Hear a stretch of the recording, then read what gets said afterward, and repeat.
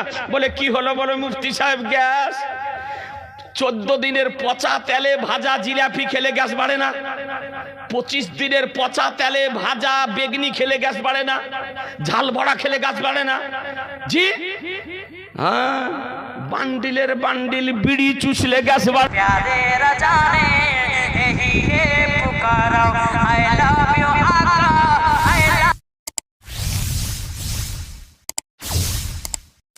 हजरत इमाम इश्क मोहब्बत इमाम अहले सुन्नत इमाम अहमद राजा রাদিয়াল্লাহু তাআলা আনহু তিনটি ভাষাতে একটি বই লিখেছেন। বইটির নাম আল আমন ওয়াল উলা, উর্দু, ফারসি, আরবি। দরুদে তাজের উপরে ওয়াহাবিদের ফতোয়া হলো দরুদে তাজ পড়া হারাম, কুফর, শিরক। এ বেরাদার, এই দরুদে তাজের উপরে আমার সরকারে আলা হযরত একখানা বই প্রণয়ন করেছেন, তারই নাম হলো আল আমন ওয়াল উলা। তার মধ্যে হাদিসটি সুন্দরভাবে তিনি আদান করেছেন। এই 500 টাকা দিল উম্মত আলী কলকাহারার, 500 টাকা দিয়েছে। আলহামদুলিল্লাহ। হাদিসটি শুনেলেন, চট করে বলে দিই। এ বেরাদারান ইসলাম, আমি যে আয়াতে কারিমা পড়েছি, এই আয়াতে কারিমার সঙ্গের সম্পর্ক, জি হ্যাঁ আলহামদুলিল্লাহ। তো হাদিসের রাবি হযরত আবু হুরায়রা রাদিয়াল্লাহু তাআলা আনহু, বিখ্যাত সাহাবী, তিনি হাদিস শরীফ বর্ণনা দিতেছেন যে পবিত্র রমজান মাস, রহমতের মাস, বরকতের মাস, যে মাসে আল্লাহ তাআলা আজকে আকাশের দরজাকে খুলে দেন, যে পবিত্র রমজান মাসে আল্লাহ রহমতের দরজাকে খুলে দেন, যে পবিত্র রমজান মাসে আল্লাহ জান্নাতের দরজাকে খুলে দেন, যে পবিত্র রমজান মাসে আল্লাহ জাহান্নামের দরজাকে বন্ধ করে দেন, যে পবিত্র রমজান মাসে আল্লাহ শয়তানকে শৃঙ্খলাবদ্ধ করেন। এ বেরাদার, আল্লাহ তাআলা আমাদেরকে অফারের মাস দিয়েছে। এ পবিত্র মাস, এই মাসে আমরা দিনে রোজা রাখি আর রাত্রিতে 20 রাকাত তারাবি পড়ি। ক রাকাত? জোরে বলেন, কয় রাকাত? হলো না, আর একটু জোরে। 20 রাকাত। আমরা 20 রাকাত তারাবি পড়ি।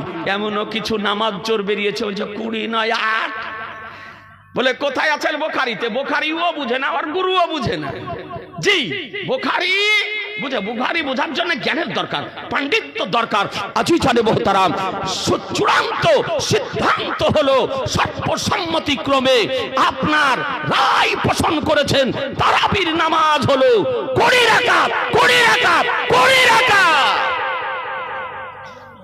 জিয়াউল হক 500 টাকা। আমরা তারাবির নামাজও পড়ি। তো এইরকম রমজান মাস কলকাহারা থেকে 500 টাকা, পবিত্র রমজান মাস।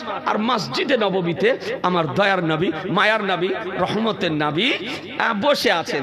আর এই সময়তে একজন সাহাবী দিবালোকে দিনের বেলায় আপনার নবীর নিকটে এসে হাজির। ভালো করে শোনেন, এসে হাজির। আসার পর বলছে, ইয়া রাসূলুল্লাহ, হালাকতো ইয়া রাসূলুল্লাহ, আমি ধ্বংস হয়ে গেলাম, আমি ধ্বংস হয়ে গেলাম।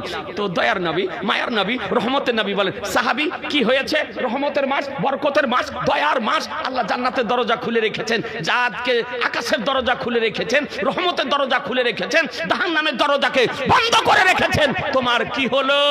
সাহাবী রাসূল বলতেছেন, ইয়া রাসূলুল্লাহ, আজকে আমার রোজা ভঙ্গ হয়ে গিয়েছে। বলে কি হলো?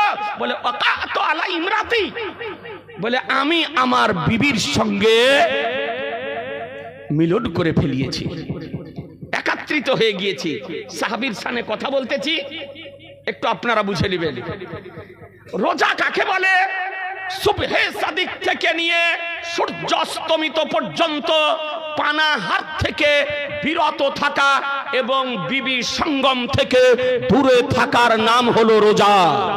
এটা হলো রোজার সংজ্ঞা, রোজার তারিফ। আজিজানে মোহতারাম, কিন্তু রোজা রেখে বিবির নিকটবর্তী হয়ে গিয়েছেন, রোজা ভেঙে গিয়েছে, ফরজ গোসল করে অনুতপ্ত হয়ে, অনুশোচিত হয়ে, অনুপ্রাণিত হয়ে আজকে সোজা নবীর দরবারে এসেছেন। আসার পর ব্যক্ত করতেছেন, বেরাদার, আপনাদের আমাদের মতো মানুষ যদি হতাম তবে গোপন রাখতাম, ঢেকে রাখতাম, চেপে রাখতাম। বলে বিবি যা হলো তা হলো, কেউ দেখেনি, তুমিও কাউকে বলো না, আমিও কাউকে বলবো না, কেউ জানতে পারবে না। কিন্তু সাহাবী কার নাম? যে সাহাবী আজকে সুবহানাল্লাহ নবীর দরবারে উপস্থিত হয়ে নিজের গোপন কথাকে ওপেন করতেছেন, ব্যক্ত করতেছেন যে ইয়া রাসূলুল্লাহ আমার রোজা ভঙ্গ হয়ে গিয়েছে। তো রহমতুল লিল আলামিন পয়গম্বর দুনু জাহানের মালিক ও মুক্তার নবী আমার বলেন রোজা ভঙ্গ হয়ে গিয়েছে?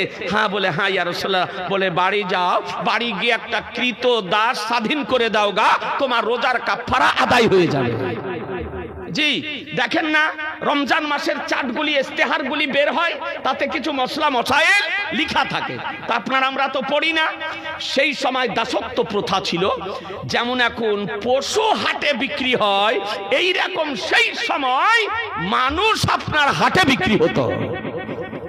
দাসত্ব প্রথা ছিল। হাবিব